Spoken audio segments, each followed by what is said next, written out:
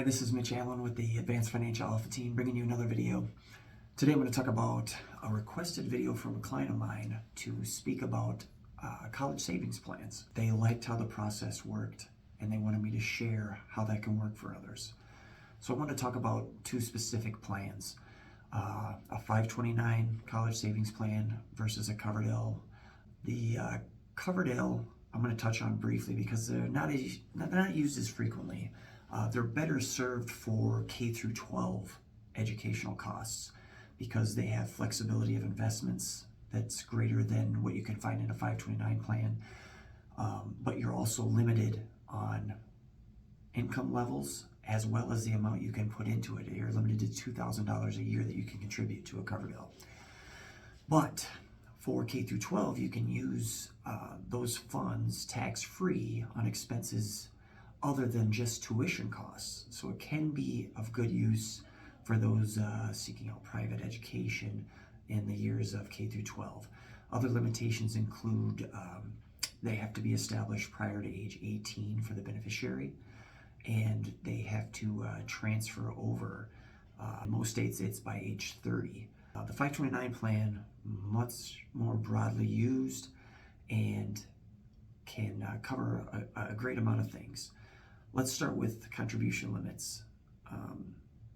You can contribute in most states up to $300,000 into a 529 plan. So not a lot of clients doing that in my area, but it has a high limit. Anyone can contribute to one that's established for a beneficiary. That's another added bonus to it.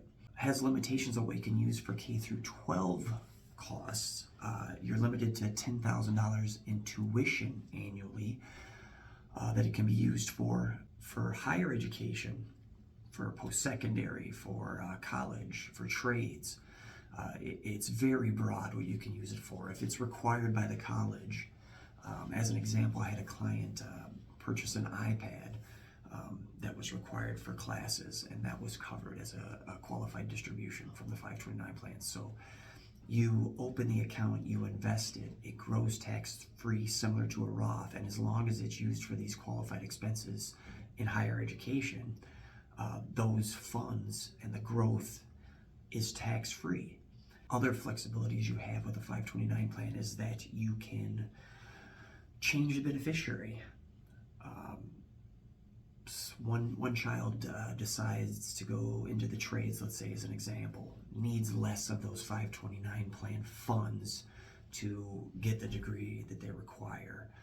You can then change the beneficiary of that 529 plan to a younger child that may need it for a four-year college. That's just an example.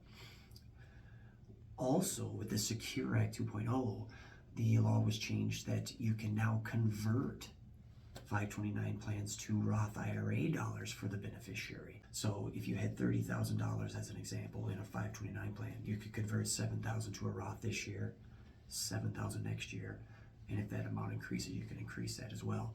Up to $36,000 currently, you can convert to Roth IRA for the beneficiary.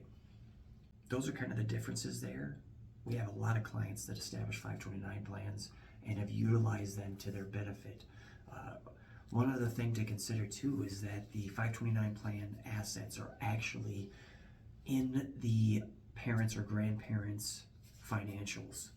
So for FAFSA, this can make a difference for qualifying for certain government programs. That's all I had for you today. I'm trying to keep these a little bit shorter, a little more off the cuff, educate clients and other individuals in the community. So if you know of anyone that could utilize something like this for their kids or grandkids, have them talk to an advisor or someone on our team at Advanced Financial Alpha Team. Remember, like and share the video. Algorithms, all that stuff, I heard it helps. But thank you and have a great day.